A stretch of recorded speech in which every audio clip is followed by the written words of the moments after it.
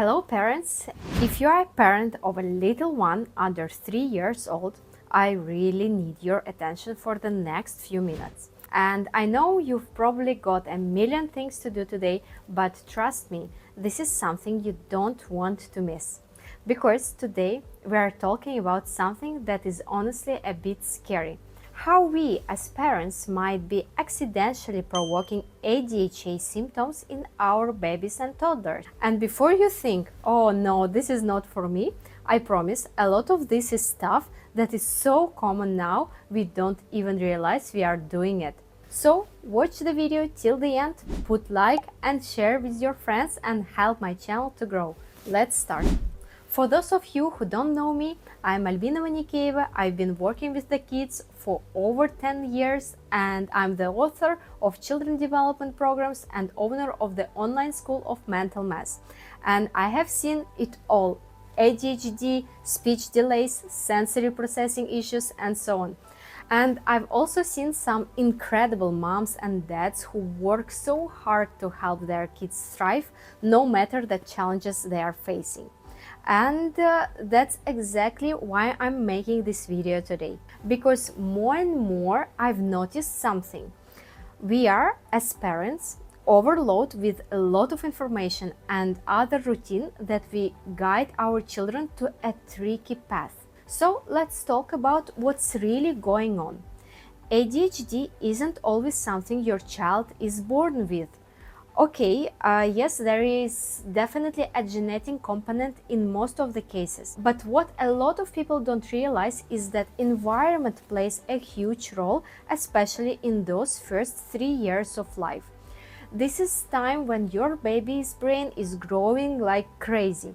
And everything they experience, their environment, the way we interact with them, even the toys we give them, is shaping the way their brain wires itself. And here is where it gets tricky. There are some really common things I see parents doing that seems totally normal, but can actually increase the risk of ADHD-like behaviors. Let's break them down today. And here comes the first mistake: too much screen time. I know, I can understand you as well when you put on a little video so you can drink the coffee in peace. But studies show that even educational screen time can overstimulate a baby's developing brain. When kids get used to fast-moving, high-stimulation content, their brains start to crave the constant excitement, and they struggle with the focus when the things slow down. In my case, I just have a promise with myself: never give any screen time to my kids if the situation is not critical, especially if you have the kids below 3 years old.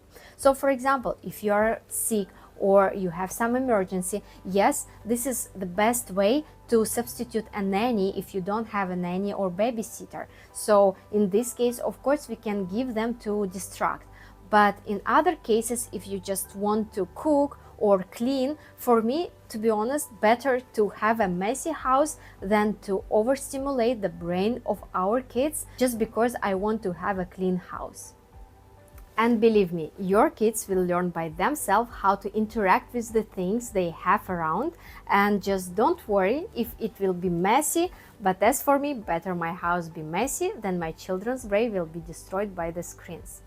It is my choice, you make your choices as well. Mistake number 2: overstimulating toys. I think you know that. Just go and walk into any baby store and what do you see? Bright lights, loud noises, buttons everywhere, but babies don't actually need all of that. In fact, it can overwhelm their senses and make it harder for them to develop calm and focused attention.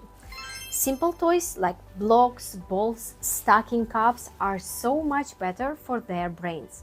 With my kids, I love to play the pegboards, wooden blocks, and so on that I used to put in my blog, and a lot of people used to ask me from where to get these toys. If you need more information about that, please drop me a comment and maybe the next video will be about the toys that I used to use with my kids. Mistake number 3: pushing academics too early.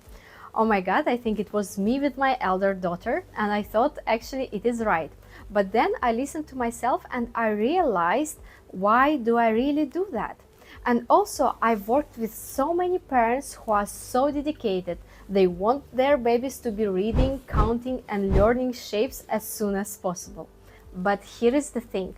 Before age of 3, what your child really needs is sensory play, movement, and connection. Not only flashcards. Yes, it is still good. I also had flashcards, but not only them. Believe me, skipping those basic foundations to get ahead can actually backfire later on. And I know this can feel like overwhelming, and that's why I want to offer you something. If you are concerned about your child's development or just want to make sure you are on the right track, you can book a consultation with me, and I will walk you through a full sensory development program that is tailored to your child's unique needs.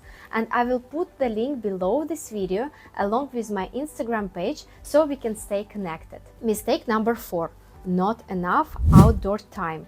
And actually this one is huge. Babies need to move their bodies a lot. They need fresh air, sunshine, different textures under their feet, and nature is one of the best things for calming their nervous system and helping their brains develop in a healthy way.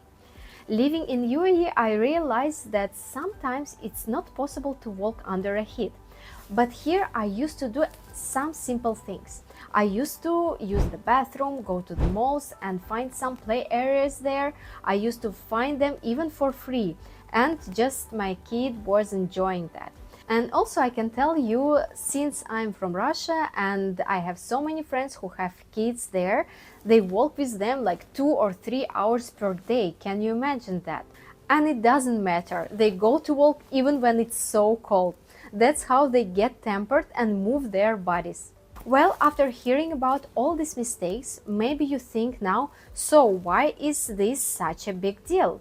I will tell you, because these early years set the stage for everything that comes next. When kids miss out on essential sensory experiences, or when their brain gets used to constant stimulation by screens, they are more likely to struggle with the attention, emotional regulation, and even behavior as they get older. And honestly, once those patterns are set, they can be really hard to change. And that's exactly why some parents come to me hoping to find a magic pill or special methods that will fix everything for their child. But the truth is, there is no quick fix I can offer. If you have seen your child spending 4 or 5 hours glued to a screen every weekend, why didn't that raise a red flag back then? Yes, I understand life can be overwhelming and challenging for many families, but at the end of the day, we have to take responsibility for our children's well-being before it's too late. If you agree with me, give me a like. Actually, here I remember one family I worked with had a little boy who was super bright, but by 18 months he was constantly on edge, wouldn't sit still for even a minute. And his mom was doing everything she could, like flashcards, educational videos, math songs, thinking it was helping. But when we looked deeper, we realized that his brain was just overloaded. And we took a step back, focused on a simple play, lots of outdoor time, and slowed things down. And within a few months, I saw a huge improvement. His focus got better, he was calmer, and his language started to take off. So if you are watching this and thinking, oh, I have done some of these mistakes, then don't panic. We've also been there too. And the good news is it's never too late to make a change. Here are a few quick tips you can start today. First of all, limit screen time as much as possible. Second, choose simple, open-ended toys. Third, spend at least 1 hour a day outside if you can. Fourth, focus on a sensory play like water, sand, or Play-Doh. And the most importantly, don't stress about early academics. Your baby's brain knows what to do naturally. And again, if you still doubt that, press the link below to get 90 minutes consultation with me, where I will explain you all about sensory integration for your child. And of course, remember, you're doing amazing. And the fact that you are here watching this video means you care, and that's the most important thing. If you found this helpful, please give me a like and share it with another parent who might need this too. And let me know in the comments, have you noticed any of these patterns in your own parenting? And what has worked for you the best? Well, thanks so much for being here. Sending love to you all and your little ones. And I'm Albina Manikeva, expert in education and author of children development programs. And of course, I will see you in my next videos.